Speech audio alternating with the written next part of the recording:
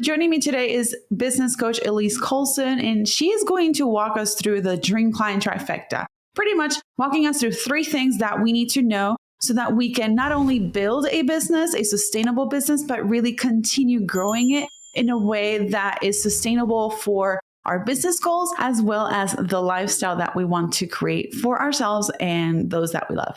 So let's go ahead and dive in. Hola, I'm Yesenia Bocanegra, and I'm a photographer turned marketing strategist who took a leap of faith and moved 3,000 miles away from home with 1 camera and 1 heavy suitcase filled with dreams. In this show, I share a variety of tips, tactics, and candid conversations to help you grow and up-level your business with purpose and joy, 1 action item at a time. So get comfortable and let's get started. This is the Focus and Bloom Podcast.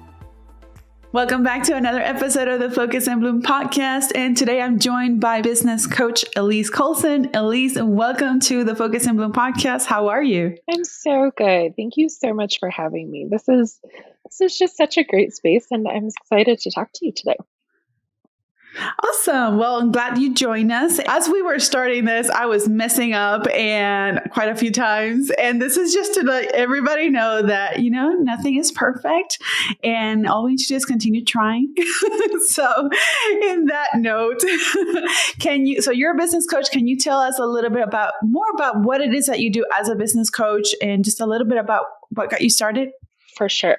So, I am a business coach, but I work specifically with freelancing moms to help them create consistent 5K plus months while only working 20 hours a week, because we're really focused and have that desire for the lifestyle, not necessarily the type of business owner or entrepreneur who's like super passionate about reaching super high income goals. So we want the income, but also don't want to have to work all the time.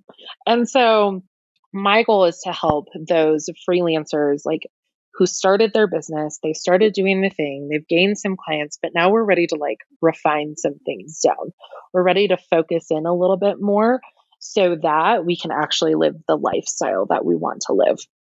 So it's just it's super fun to work with those women because their why is so much deeper than just I want to make a bunch of money, which is totally fine if you're that person. But when you have something that's deeper than that, it shows up differently. I think that's the best way that I could describe it. It just shows up differently.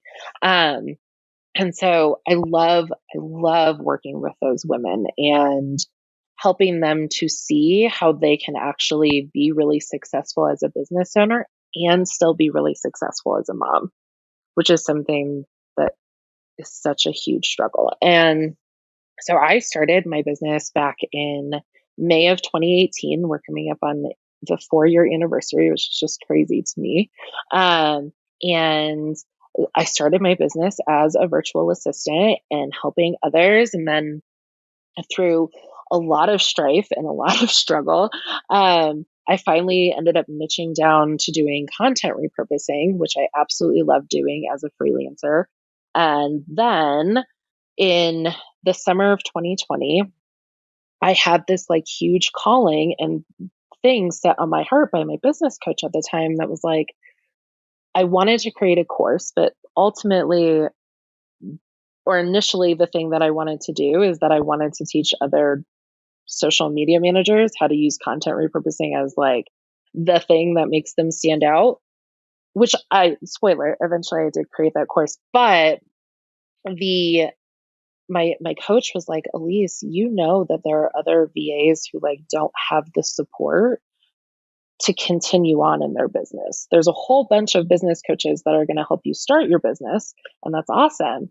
But continuing to run your business looks very different. And there isn't a lot of support for that. And so that was just kind of the most eye-opening thing of holy crap, I have to help these women create sustainable businesses, because as a mom, that's not something that's nice to have. That's necessary. You have to have a sustainable business because life is going to continue to happen to you. And your business needs to not be the only thing that's going on.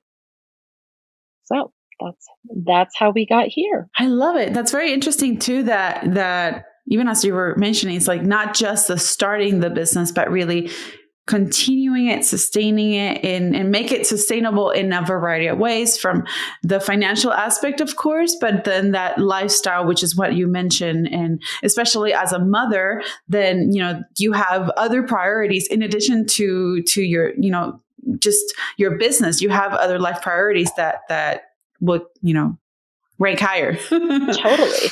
And like there's so much mindset stuff that has to be worked on. I mean, like every aspect of your business, but I see so many moms especially who've started this freelancing business because they want more time freedom and they want to be able to work and stay home with their kids, and there's just a lot of stuff. Like, you can't run your business long term the way that you start your business. You just can't. It's not sustainable. And like I said, there's just not a lot of coaches that are going to help you in that in between phase. It almost feels like there's the business coach that's like, cool, let me help you start your job or start your business. And then there's the next level business coach is like, cool, let's get to 10K months. And it's like, do you know how much is in between there? Like, Yes. come on. So helping those moms in particular reach consistent income is really one of the biggest driving points, and not like overkill it with the amount of time that they're pouring into it. Do you have what's your specific, a specific industry, or what's the typical trend of the business owners, or what type of industry are your clients mostly in? So most of my coaching clients are either virtual assistants, copywriters, social media managers. I have a couple of bookkeepers that are in the group with me. The range is pretty broad.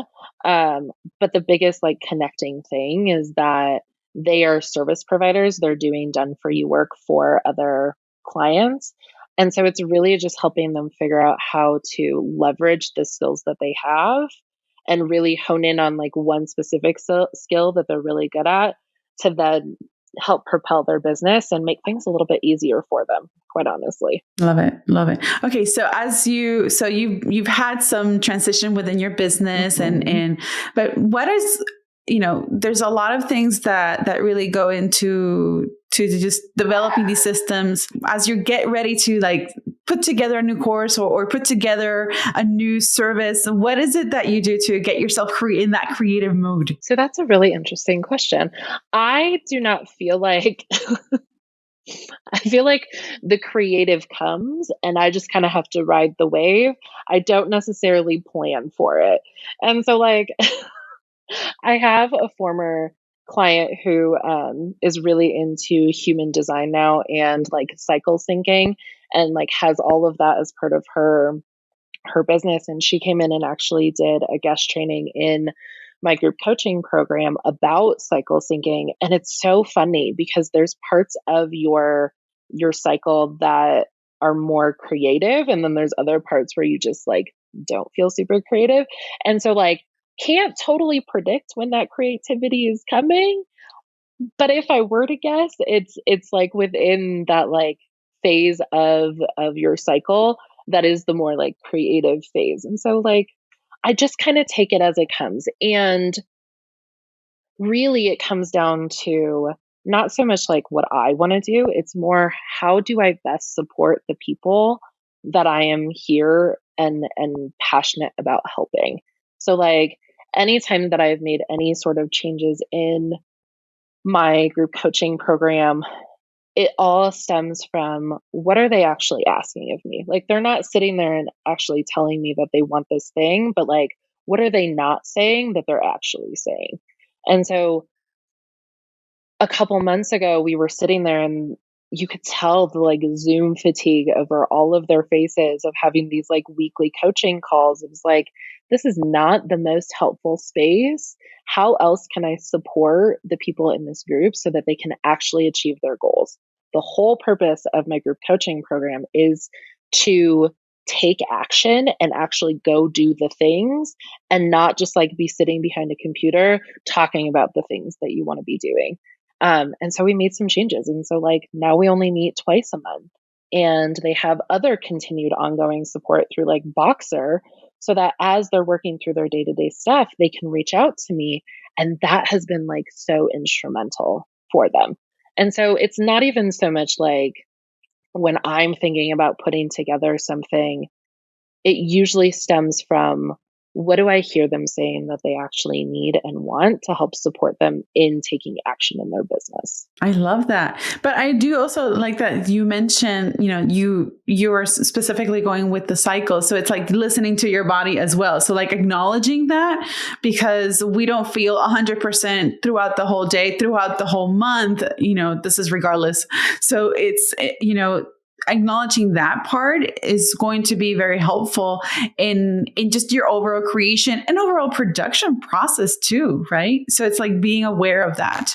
It's gonna be very crucial, because then you'll be able to give best to help your solve your clients' problems.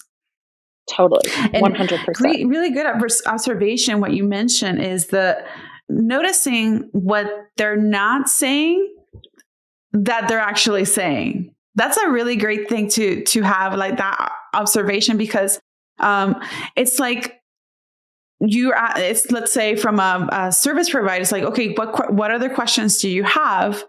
Maybe that other person doesn't really know what they need to ask, that they may not know that they need to ask a certain question. So that's where you come in as an expert in your area, in your niche, and then like preemptively create these questions like, hey, this is what you should know.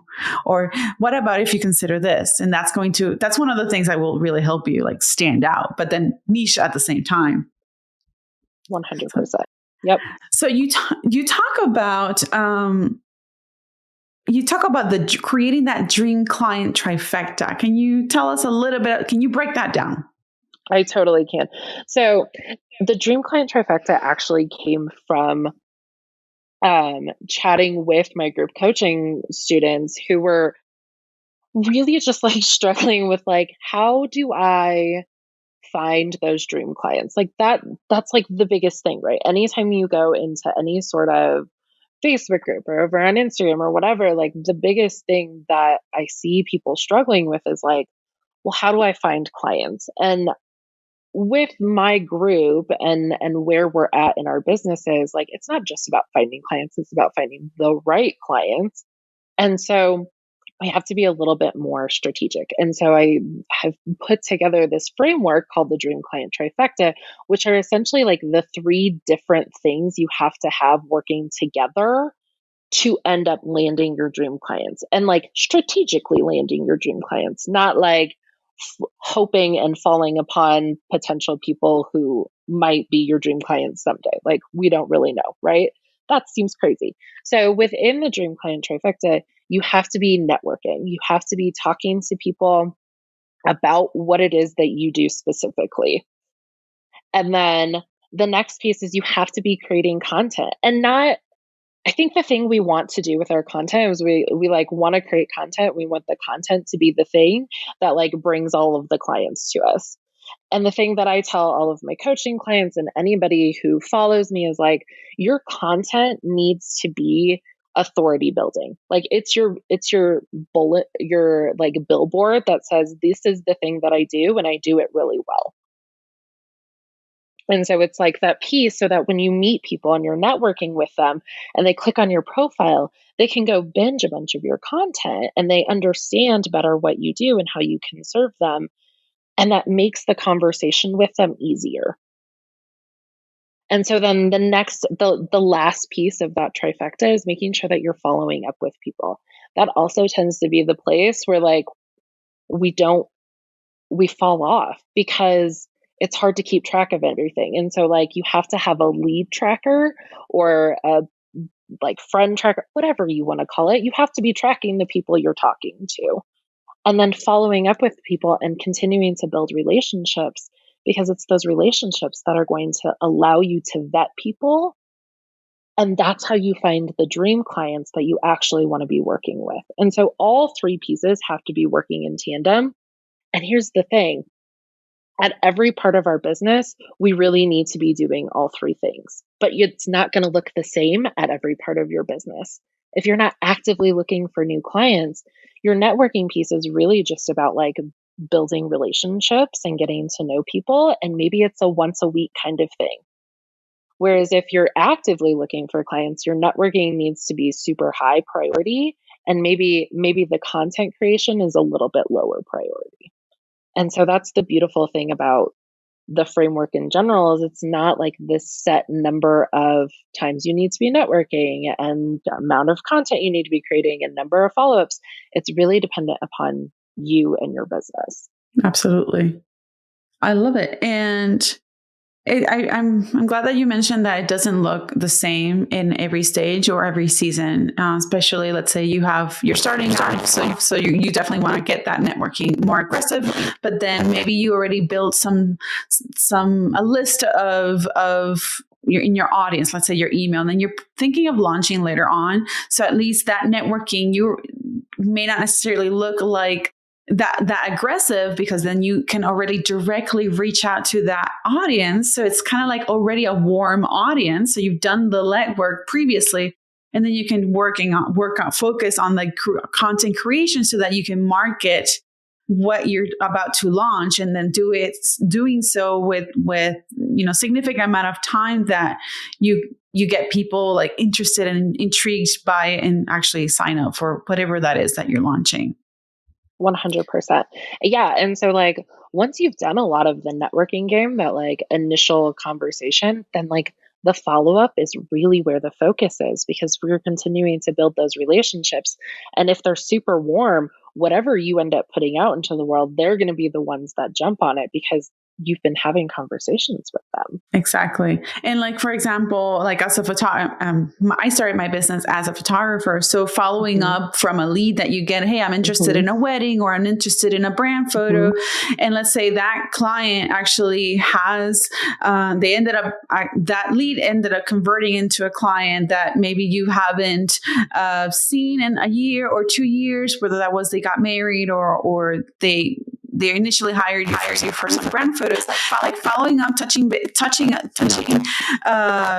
with them, like, hey, how are you? Hey, we're launching some spring photos, or are you looking for like revamping or refreshing your photos, or did you change something like that? So that's like a nice soft point, just checking in with them, but then kind of you're putting yourself back in their mind and in their inbox so that you can then follow, and that could probably like, oh yeah, maybe that could lead into, oh yeah, I've been wanting to get some new family photos or something like that, or like I cut my hair, so I need new photos. So you never know. Totally. Well, and what's so funny, like with photographers, there's so many other pieces of content that you can create that are tangent to the work that you do. And so like when we think about content creation, we immediately jump to the services that we provide, right? Like we want to be pushing out those specific services. And so like with photographers, you see a lot of them posting their beautiful pictures, which is amazing. But also you have these other pieces of content you can be giving them. And so if you specifically do like family photos, or like family photos is a great example. This piece of content you can also give to them is like, cool, we took these pictures. Here's an idea of what you can do with them. Here's a wall collage that you can create that uses those pictures that we made. Use this website over here, like a Shutterfly, to go put them into this beautiful book that you can send out to grandparents. Or like, September is Grandparents' Day. Did you use your photos? You can create like this cool little custom thing to send to their grandparents. And it not only does it keep them top of mind, but like you're showing them other ways to use the product that they have already bought from you. Absolutely. I personally, when I was doing more weddings and family portraits, I would always reach out closer to the holidays, either for 2 reasons. One, if they wanted to get new photos for like the fall photos or for Christmas holiday pictures, especially if I haven't seen them in more than a year, but maybe I saw them in the spring, and that I use that as an opportunity to say, hey, did you know that you can also gift photos as Christmas gift. And that's like such a unique photo, such a unique gift because it's very special. It's very unique. It's custom. So it has that emotional value. So there's definitely lots of ways that you can, like you said, create content, but really follow up, reach out and increase your income because that's obviously you're going to get that. But Totally. Well, and quite honestly, over the last, oh shoot, like 8 years since I got married, we've had a variety of different photographers that we've used because people just don't end up following up.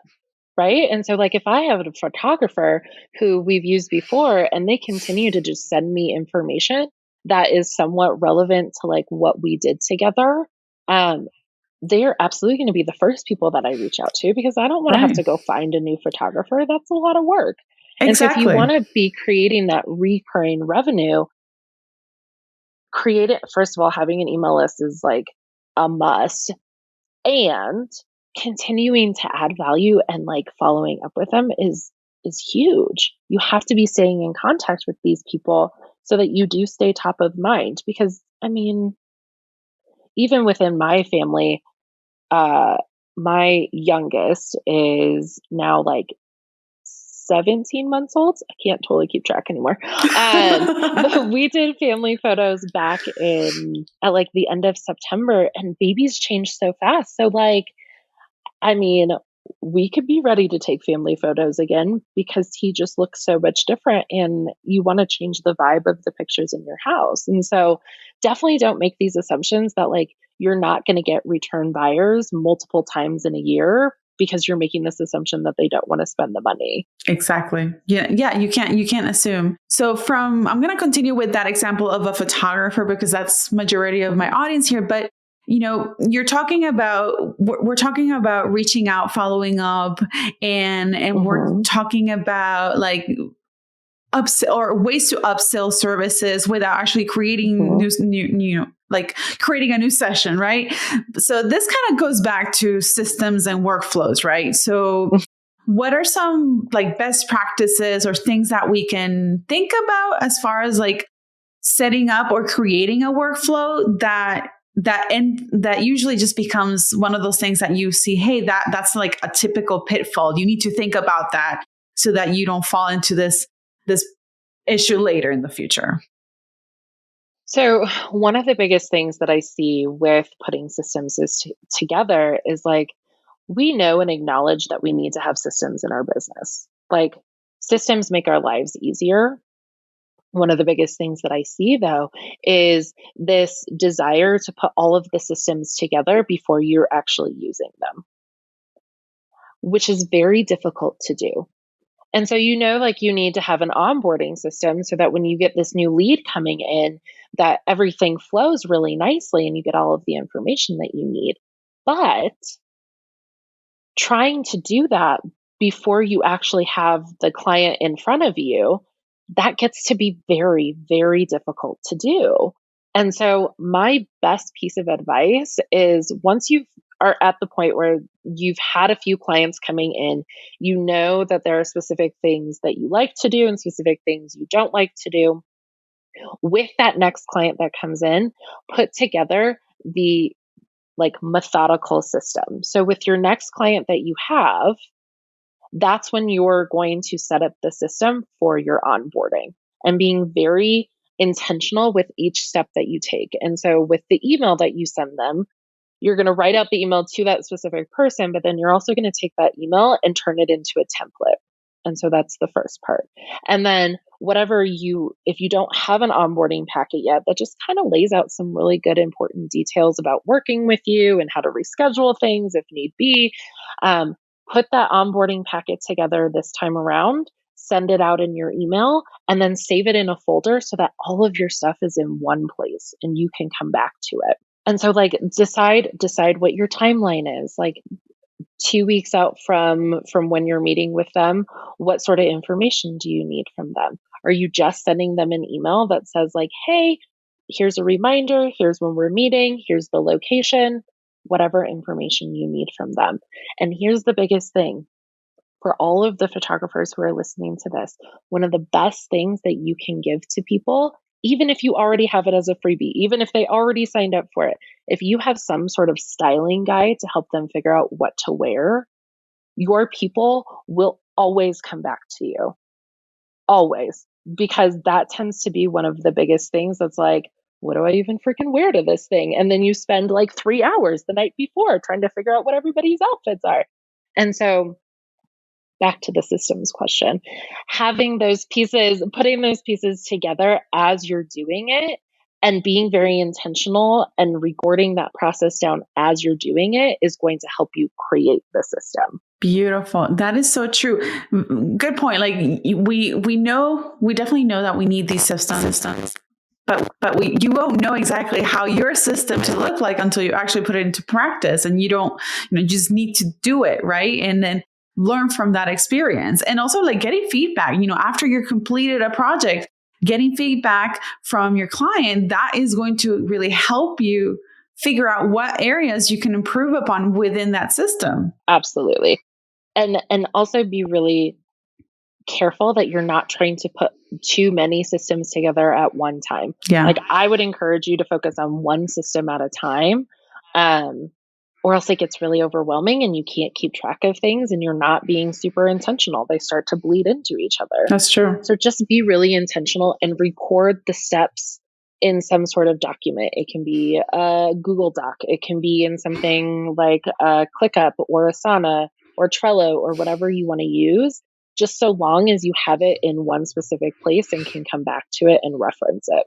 Exactly. And I'm glad that you mentioned that it could be any of these like more simpler softwares or even like a Google document or a spreadsheet, because there are applications like Honeybook, for example, like there are dedicated CRMs for that and will help you have, systems and workflows and tasks and all that fun stuff. But then there is an investment. And as you're starting out, then you need to figure out what are you going to invest in first? And that's going to look very different from business to business. So something as simple as a Google spreadsheet or a Google document, like you're mentioning, you can just I have the option of having a check mark and like check it per client. Totally. Well, and here's the thing. We want to jump immediately to those things like Honeybook and Dubsado that are going to help with the automation piece, which is totally great to use something like that. But those pieces don't function if you don't already have the system laid out. And so you have to do the methodical, intentional system work first to lay it out. Then you can take that information and put it into something like a Honeybook or a Dubsado. And then the automation piece works really well for you. But you can't skip the step of being super intentional and doing everything manual like the first couple of times around. Beautiful. That's actually a great, I'm glad that you mentioned that, because it's kind of like the same way that in terms of like equipment, like you don't necessarily need the most expensive camera, because we often fall in that pitfall of, oh, if I get that really expensive camera, my work is going to be great and I'm going to be booking so many more people. If you don't know how to use it, if you don't know how to take photos, exactly, you need to grow into it, because it's, especially photography, but a lot of in the creative creator fields, a lot of these things, there is a significantly large amount of investment that goes forward that you'll need to do at the beginning. So, with photography alone, just getting a camera, you can't take pictures without having a camera, whether you rent it or you buy it. So it's like you need to build up to it and know where you're going to invest and be very intentional in that, not in your investment, but intentional in your decision making when you are organizing that client workflow and that experience, because you are also, building an experience for yourself as a business owner. Right? Going back to that lifestyle that you mentioned, right? I mean, as a photographer, you don't have it's kind of like teaching. That's what I did before I went into this. Your job is to go and take the pictures, right? But that's not your only job. You also have all of the other stuff that you have to do too. You have to edit the pictures. You have to do all of the back end work of your business. And so you want to I totally understand wanting to jump to that automation piece, because you just don't want to be spending all of your time in your business. But if you jump there without having clear systems, it's actually going to be detrimental to your business, not helpful. And I mean, client retention is also going to be incredibly helpful for you. And having a really streamlined system is going to help with that client retention.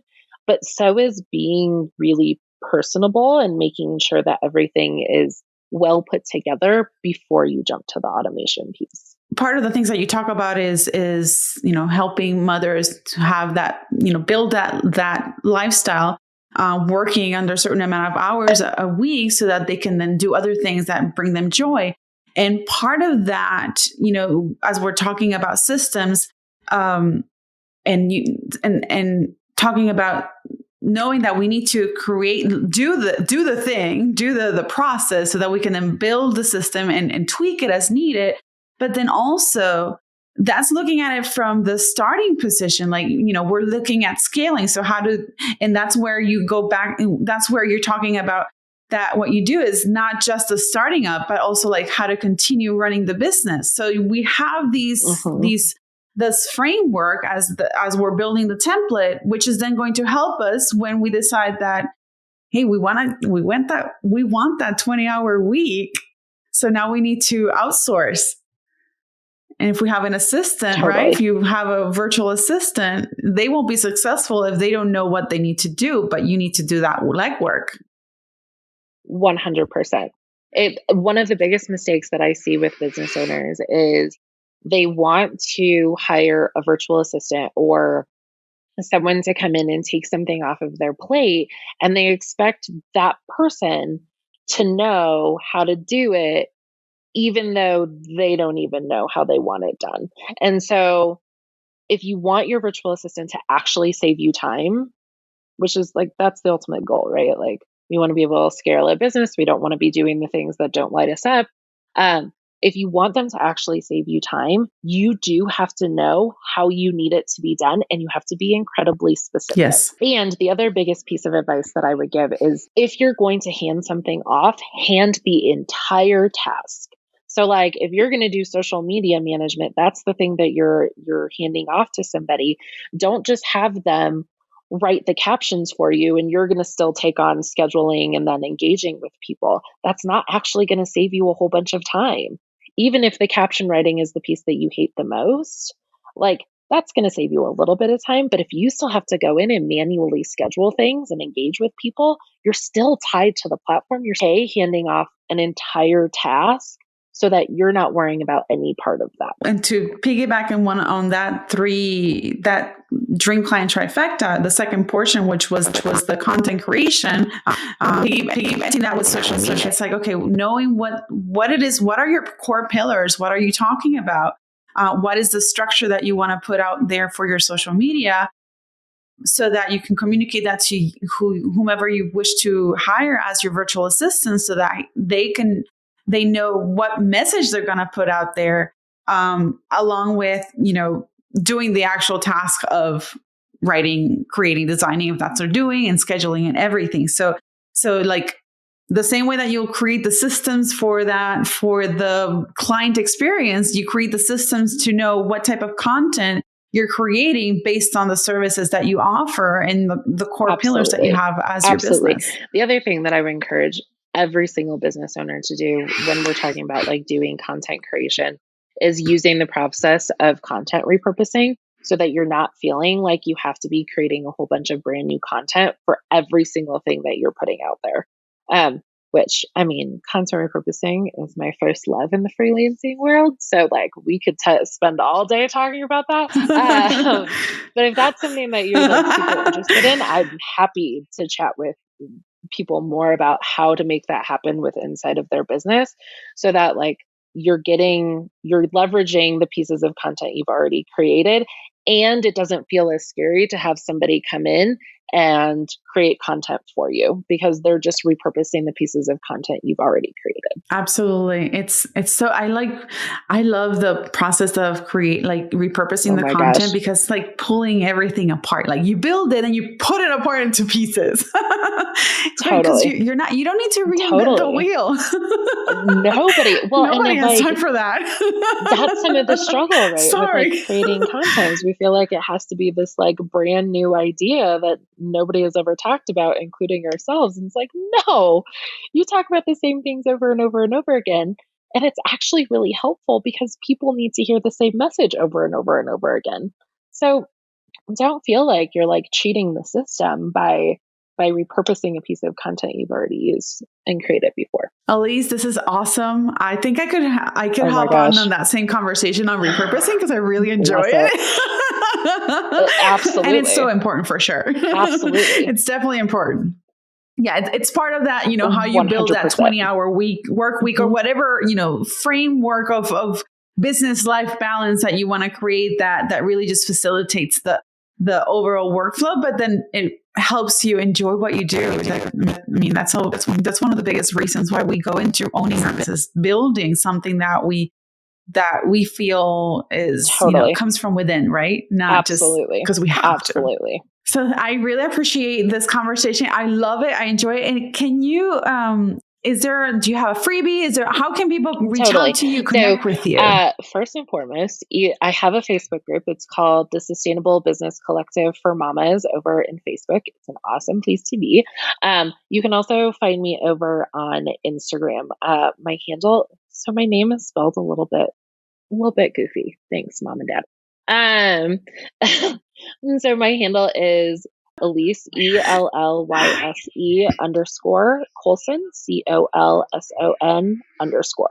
_ So come find me over on Instagram too. And I do actually have a freebie that goes into more in depth into the dream client trifecta and just gives you some examples of how to like put that whole process together for yourself so that it doesn't feel so daunting and overwhelming. And because I know like networking is the thing that we all have to do with inside of our businesses.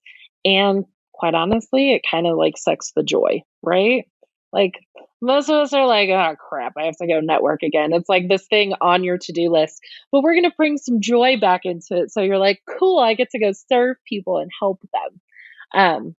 So I will make sure that Yesenia has the link for that and you can go and download it and just like really dive into that. And you guys, I love talking to people. So send me a message, like ask me any of the questions. Serving my face off is like my favorite thing to do. So like, don't ever feel like you're bothering me. I have very good boundaries. So we'll be fine. Don't worry. I love it.